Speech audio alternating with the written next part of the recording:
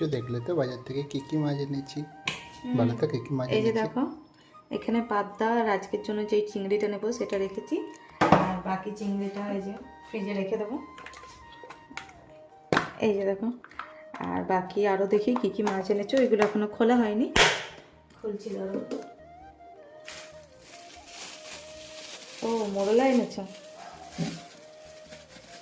এটাই মোরলা আছে, আর এটাই কি আছে? মোরলাগুলো দেখেছো তো কেমন সুন্দর।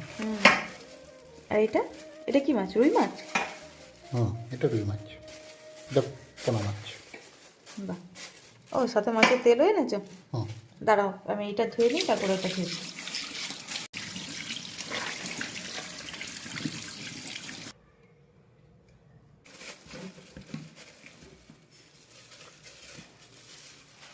তো কত পলিথিন আছে,